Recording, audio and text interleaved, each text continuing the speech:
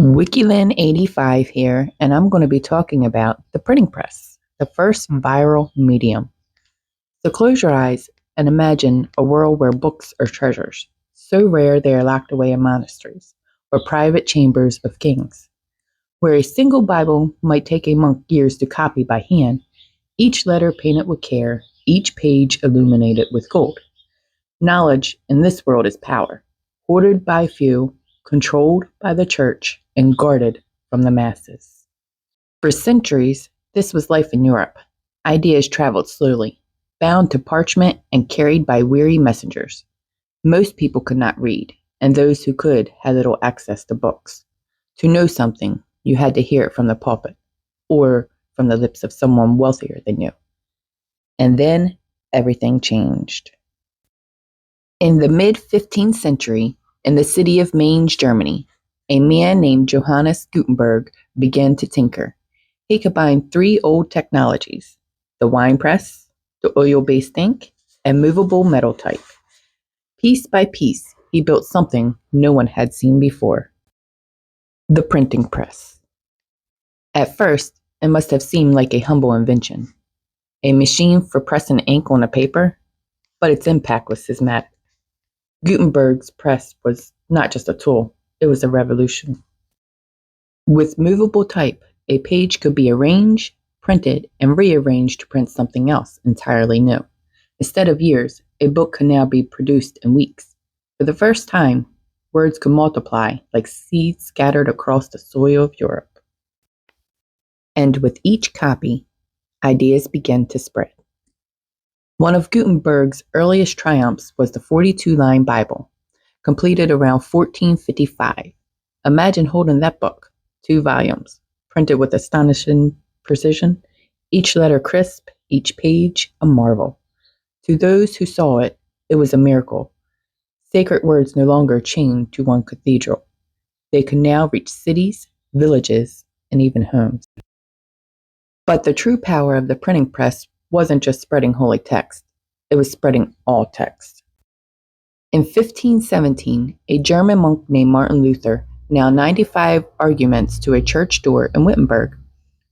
On their own, his words would have been little more than local protest, but the printing press gave them wings. Within weeks, copies of Luther's theses had spread across Germany, and then within months, across Europe. A spark became a wildfire. The Reformation was born. It wasn't just religion that caught on fire, it was science too. Copernicus dared to suggest that the earth revolved around the sun. Galileo peered through the telescope and challenged centuries of belief. Their works, printed and reprinted, traveled faster than authorities could burn them. And authorities tried. Kings, queens, and popes understood the danger of the new machine. Words were powerful. Words could inspire, and words could overthrow. Censorship rose, but the press could not be silenced. The more rulers tried to suppress the ideas, the faster they spread. Once ink touched paper, once page filled the hands of the people, there was no turning back. The printing press democratized knowledge. It gave ordinary men and women access to texts they once had been untouchable. Literacy began to grow.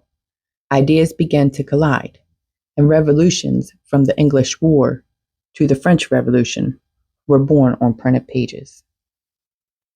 Think of it. Before the press, Europe was a collection of isolated voices. After the press, Europe was a choir, a noisy, unstoppable flood of voices, arguments, dreams, and debates. And what about today?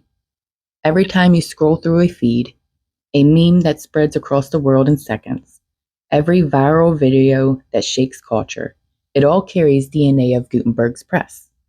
The printing press was the first technology to make information contagious.